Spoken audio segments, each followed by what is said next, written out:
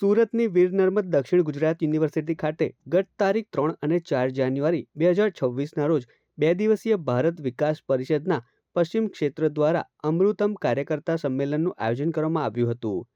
ભારત વિકાસ પરિષદ પશ્ચિમ ક્ષેત્રના કાર્યકર્તાના સંમેલનમાં ગુજરાત સહિત મહારાષ્ટ્ર, ગોવાના ભારત વિકાસ પરિષદના કાર્યકરોની કાર્યશાળા મળી હતી, જેની શુભ શરૂઆત ધર્મનંદન ડાયમંડના ચેરમેન લાલજી પટેલ દ્વારા કરવામાં આવી હતી। જ્યારે વક્તા તરીકે રાષ્ટ્રીય સંગઠન મંત્રી સુરેશજી જૈને કાર્યકર્તાઓને કાર્યને વધુ વિકસાવી અંત્યોદયની સેવાના પ્રયાસો વધારવા તેમજ જરૂરિયાતમંદ મહિલાઓને આત્મનિર્ભર બનાવી નિર્ધન પરિવારોને સક્ષમ બનાવવા સક્રિય થવા હાકલ કરી હતી।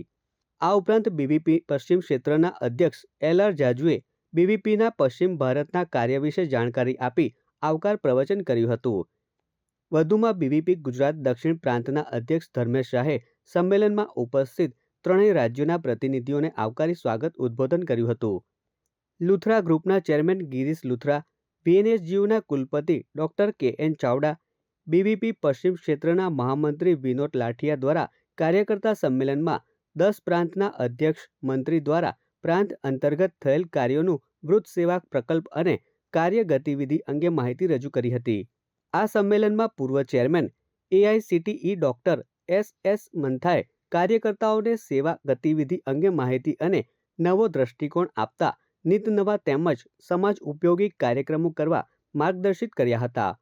બીવીપીના પર્યાવરણ ગતિવિધિના નેશનલ ચેરમેન JR ભટ્ટે પર્યાવરણની પરિસ્થિતિ અંગે વિસ્તૃત ખ્યાલ પૂરો પાડ્યો હતો। કાર્યકર્તા સંમેલન સમાપન સત્ર દરમિયાન કુલપતિ બિરસા મુંડા ટ્રાઇબલ યુનિવર્સિટી ગુજરાતના મધુકર પદવીએ હાજરી આપી હતી।